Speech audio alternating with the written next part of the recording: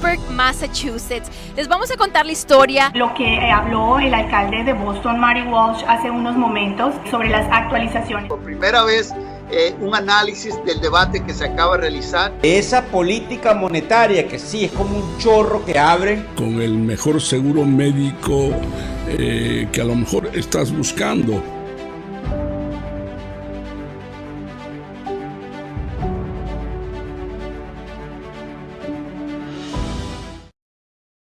All right, buenas tardes, martes, no se case ni se embarque, el mundo Boston no se aparte. Ese es el dicho que tenemos acá, son las 5:04 y tal y como habíamos anunciado, lo anuncié hoy en la noticia, tenemos un programa hoy, lo vamos a hacer en inglés, queremos que obviamente vamos a poner para que se pueda traducir con subtítulos, pero quiero hacer este programa, quería dedicárselo en inglés a mis amigos que están viendo, que no entienden el español, porque es una nueva iniciativa que quiero que todo el mundo, no solamente mis amigos en nuestra comunidad, aprendan más. Y entonces este video lo van a usar como promoción y por ende lo vamos a hacer en inglés. So I was just informing everybody that we're going to just take the next 20 minutes and do this in English because today's show is centered around one of my favorite subject matters, and that's the next generation of leaders in this country, and that is young people of color. Now, we all know Boston continues to reflect the diversity of our society,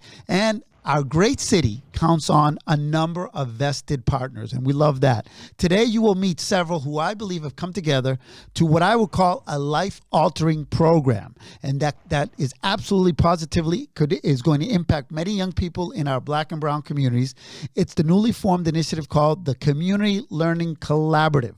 It's been put together, and it's put together 4 of my good friends in order to keep the learning process going through the summer with a really unique program for Black and Latino children who do not live in affluent households to meet and learn at sites throughout the cities. Now, the team of 4 consists of the YMCA of Greater Boston, Latinos for Education, The Base, and Inquilinos Boricuas en Acción, or IBA. And to tell us how they're doing, joining me today are 2 members of this 4 team member. We have our good friend James Morton. He is a collaborator and collaborator leader and the president and CEO of YMCA of Greater Boston. I'm going to ask him to kind of redo what he did a little while ago, right, Alex? Because we see him with the little Skype logo, and I'm sure we could hear him. So, James, how are you? I'm going to ask you to kind of do what you did the magic that you did a little while ago when you went in and out, so we can get you on screen. And also is nuestra gran amiga Vanessa Calderón Rosado. She's the CEO of Inquilinos Boricuas en Acción. She's also a leader in the Community Learning Collaborative. She's also plays a number of different roles in the community and one of our most prominent leaders. Hola, Vanessa, ¿cómo estás? Hola, Alberto, encantada de estar aquí contigo. Gusto en verte y gracias por invitarnos. Thank you for having us. Yes, and we're going to see, James, are you there? I am here. Okay. I am working on making sure that you can see me. There we go. There we go. Hola, James. Hola. Very happy to be with you this evening. Absolutely. And I love this program, and I want to get right into it because it's newly formed. So you're still getting the word out of what it exactly is. And I love the concept. I love the partners, the 4 partners I know very well. What's your elevator pitch when people say, what is the Community Learning Collaborative? And I'm going to throw that to you, James. So when I hear that question, it's a great question. And what it is 4 leaders of color in the city of Boston who are coming together to provide educational opportunities for Black and brown children who were affected by COVID-19. We know that when schools closed, their parents needed some place for their children to go to get the lessons that they needed. And we were happy to be able to come together and be among those places where the children could get what they needed.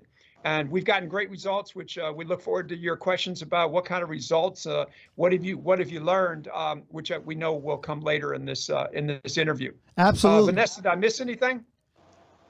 No, I think you covered it.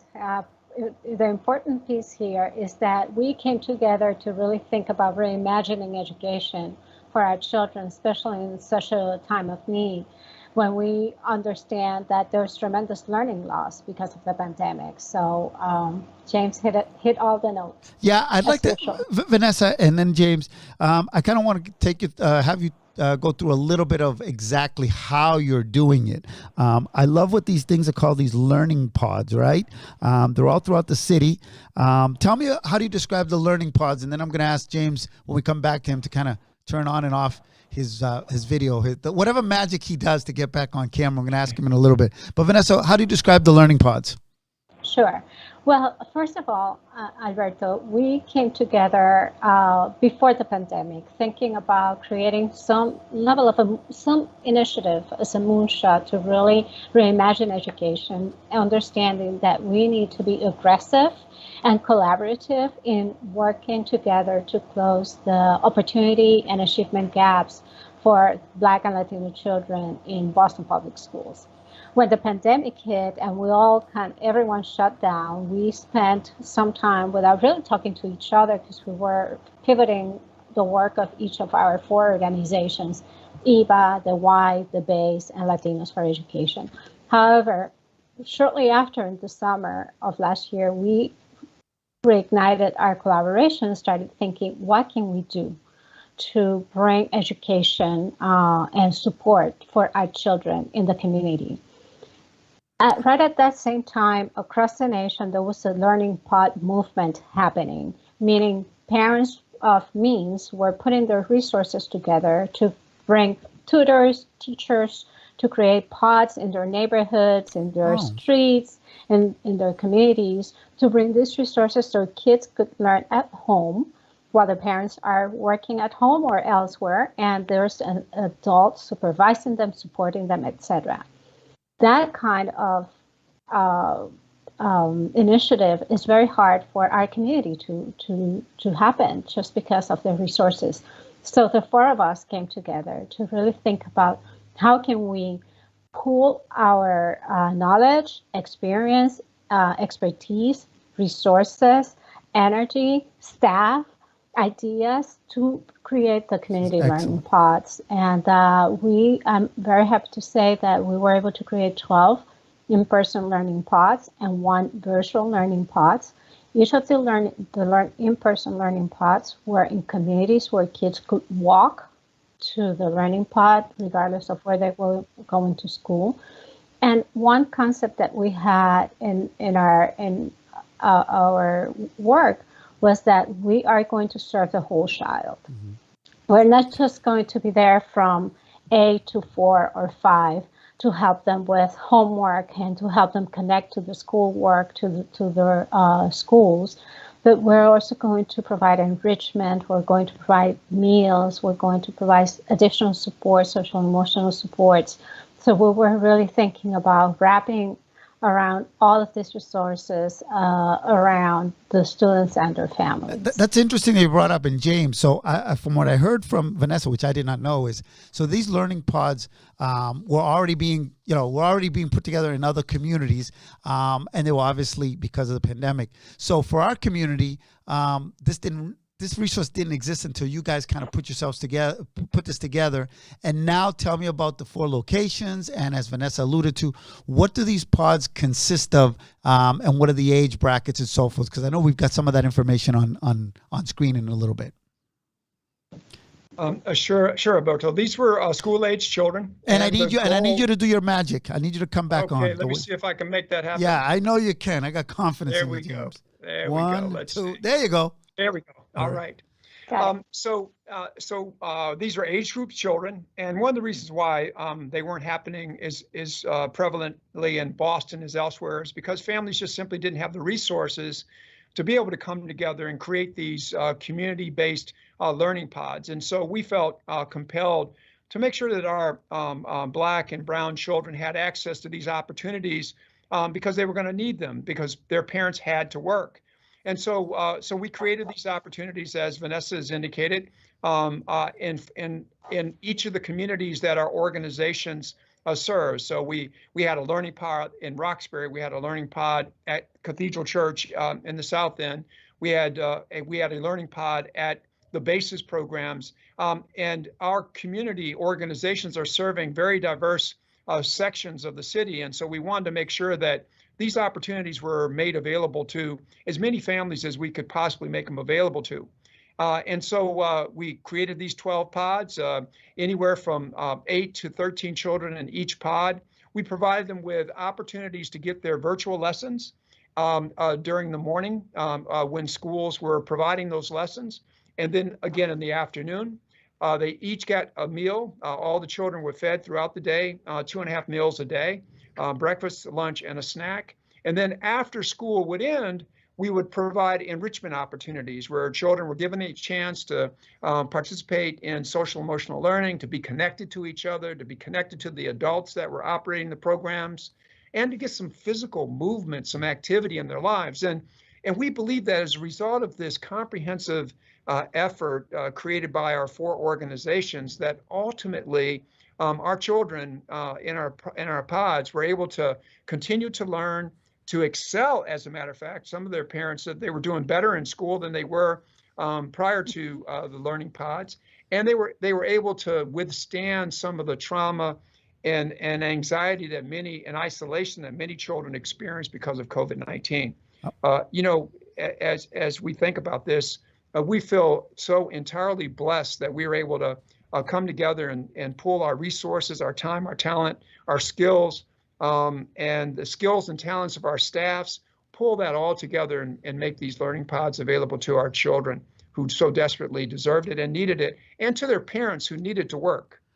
They had no alternative but to work. So it was a great opportunity for I think, us, our organizations, the children we served, and the families. I see right there, that's our good friend, Mr. Lewis, right? Robert Lewis. Yes, absolutely. And they are at the base. So for kids 7 to 19, it's not just academic support, it's also athletic and emotional support for some of these kids. I love some of these photos because it kind of shows you, and I know the summer internships program is for ages 13 to 18, and we see some of the young kids there. And I know some of them are going to EBA, some of them are going to the base, some of them are going to the Y, right? Tell me a little bit about these day camps and some of these programs as we look at some of these photos. Sure. Let me just, I'll tell you a little bit, and I'll have James come in more. But one thing that I wanted to add to what James was saying is that indeed parents reported, about 50% of the parents of our children in the learning pods reporting that their children got better grades than they had in the past just because of the additional support that they got from the pods. And an important thing for us as a community of leaders of color was to have put leaders of color in front of the students. So the teachers and the coordinators of the learning pods looked like them, looked like us, and that was important for us because we understand that representation, feeling welcome, and really sharing those lived experiences is important and it matters. And in fact, about 90% of the parents of the children who participated in the pods talked about the importance of those teachers and coordinators being and looked and speak the languages that their children spoke or the way they looked alike or shared cultures. So I think that's a very important Absolutely. Piece of the work. Now, when it comes to the summer, we all also have come to the realization that this summer is critical because our children, even if, were in the pods and some of them really were able to reap the benefits of participating in the pods, there has been a tremendous learning loss even before they started the learning pods. So it is important that our summer programs at the Y, at the base, at EVA have a strong academic component. We are planning to continue this whole child approach in which there are meals, there's enrichment, there is social emotional support, but at the same time, there's strong academic support in math and English because our kids need it more than ever. I love this. I love this notion. I love that the private sector is kind of helping. Any really cool. James is a great storyteller, by the way. So I've seen him speak. So I'm counting on James to give me a great anecdote or a great kind of example of success from the program so far, or anything really cool that comes to mind that you've experienced so far. Well, I'll and I need you to do the magic. There you go. There we go. Okay, we're there. Yes. All right. So, so I'll talk about two things. One, I'll give us an image, and Vanessa has helped us with this already. What we say in our community learning pods is you can't be what you can't see.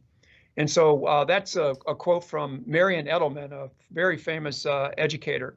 And so we want to put in front of our children images of what they can be. We want them to view the mountains that they could someday become. And so we were very, very intentional about putting in front of our children educators who were educators of color. And so that's an image.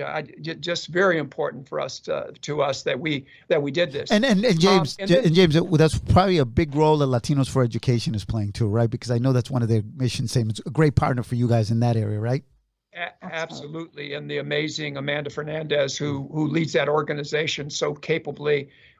She's making, and her organization is making, a tremendous impact on making sure that there are Latinx instructors in classrooms and Latinx administrators of school systems and school districts across the country. She's been such an amazing ally and supporter of this incredible work throughout our effort. So the story in the image is this.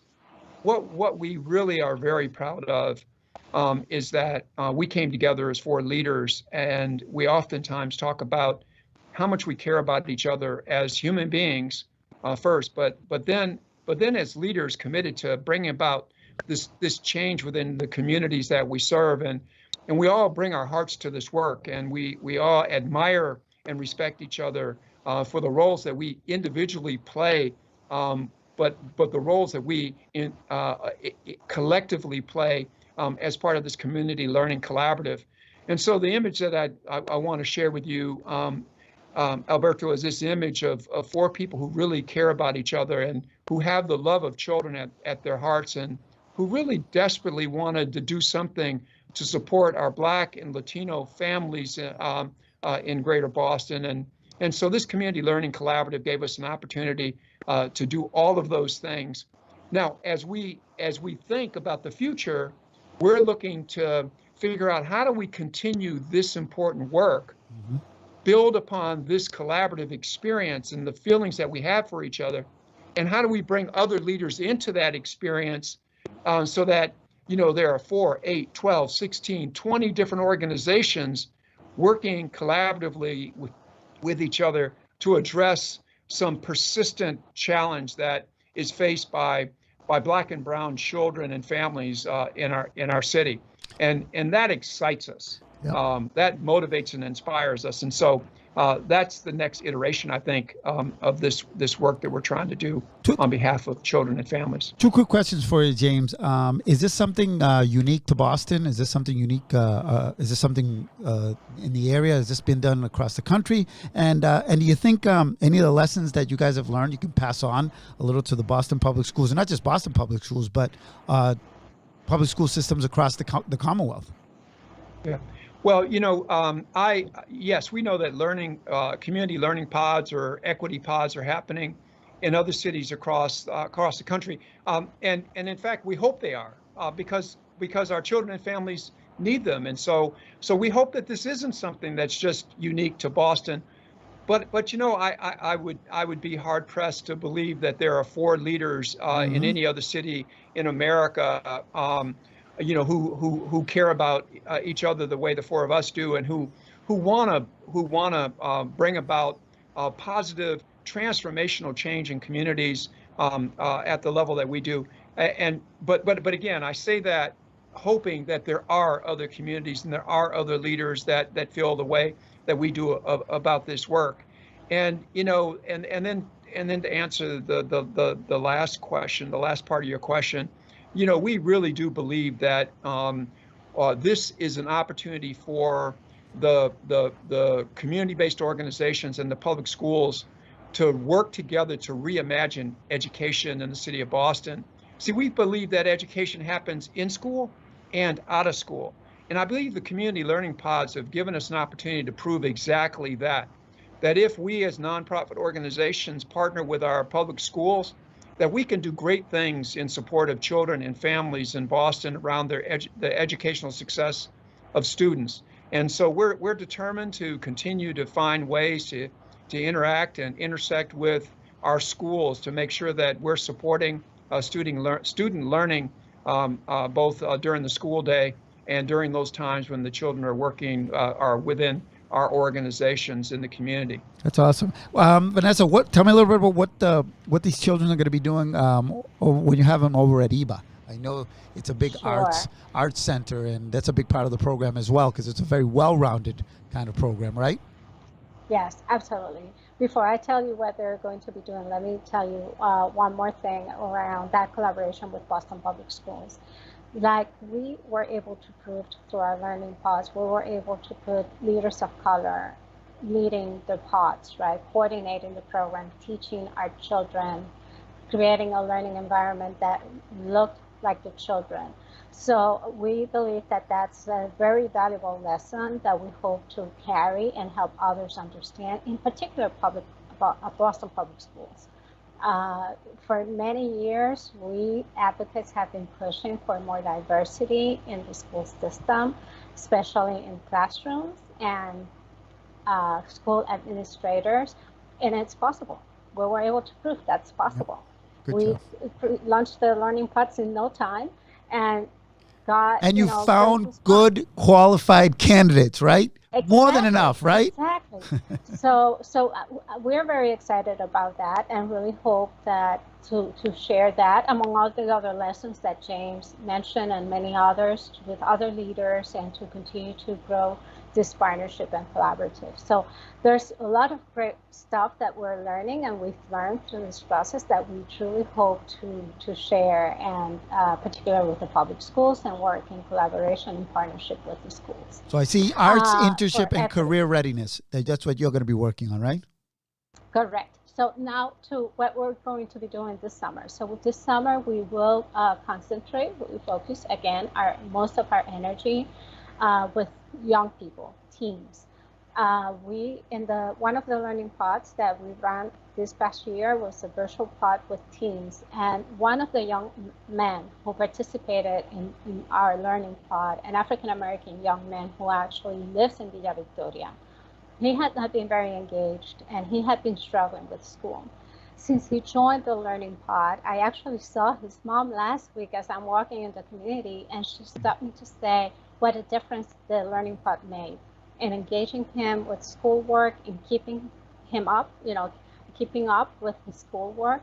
And now for the first time, after many tries by his mom and by us, he's going to participate formally in our program starting this summer as a peer leader of EVA's youth program. And that tells you again the amazing engagement that happened in these pods in this past year. So during the summer, what the teams will be doing at EVA is that during the morning, they will do some academic work. They would get into English language arts through reading and writing. They will pick the topics around community engagement and civic engagement and social justice. And then they will read about those topics, they will write about those topics, they will edit each other's work, and of course there will be our coordinators supporting them and editing and helping them with the writing. On the math side, we are going to be using financial empowerment as our opportunity for them to learn and continue to hone down on math skills, on creating budgets, on creating a financial future for themselves. So starting there with something that is very practical and applicable to their lives. And lastly, the last piece is going to be the arts. Arts is an important piece, component of our creative youth work. So young people will be involved in photography, spoken word, and dance and music. So it will be a really well-rounded summer opportunity for them, and because it's employment-based, they will receive a stipend while at it. All right. Well, I promised you guys that I'd have you up by 5:30. James, I'm going to ask you to do your little magic as we say goodbye, because I want to end on a high note, but I also want to challenge you both. And here's the challenge, James. You ready? I want to see you back on screen. I want to see your reaction. No. What I'd like to do. He's not on the screen. I know. We're going to wait until he comes back on screen. I'm coming. I'm trying. He's doing it. He's going to do it. He's got a few more clicks to go, and then we'll get him on. That's exactly right. But here is it's a mini challenge. It's a fun challenge. I would like to do another one of these shows, but with a few of the students. Okay. So let's get some of these, young kids that are going to inspire us. And we'll work with Diana Brown McCloy or whoever we got to work with to make sure that show happens here in El Mundo Boston. And as much as I love you guys, I want to interview some young people next time. Is that cool? Definitely. Absolutely. All right. We can make that happen. Okay. We can make that happen. Excellent. So that's the thing. Hey, guys, I know on another note, I want to just I'd be remiss if I didn't say this. I know how busy both of you guys are. I know how committed you are to the community. Vanessa, you're everywhere. James, you're everywhere as well. And I know this is another added responsibility, but I know you feel very strongly about the future of our country. These are our leaders. These are our kids.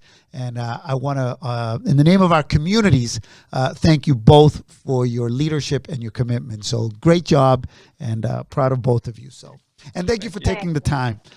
Who's winning in the soccer game, Vanessa? I know we have a who's playing? Yeah, it may be over. Who was playing? España e Italia. España and Italia. Okay. All right. Awesome. Well, James, always a pleasure, my friend. Vanessa, Always, un abrazo. Te quiero mucho. And Thank you. Bye. we will talk later and hopefully in person soon again, very soon. All right. That was our friends from the Community Learning Collaborative here on El Mundo Boston. We were actually, we did this program en español, en inglés, pero esperamos hacer después más tarde un artículo en el periódico El Mundo para que le explique exactamente sobre esta gran oportunidad para nuestros estudiantes de nuestra comunidad. All right, hoy es martes, ni se casen, ni se embarquen, ni del Mundo Boston se aparte. Estaremos durante el transcurso de la noche con más contenido acá en El Mundo Boston. Gracias a Grace Martínez, nuestra productora, o la otra productora Alex Vasallo. Un trabajo tremendo de nuevo y hasta mañana se despide Alberto Vasallo. Hoy es martes, no se casen ni se embarquen, ni del Mundo Boston se aparte. Hasta mañana. Bye bye.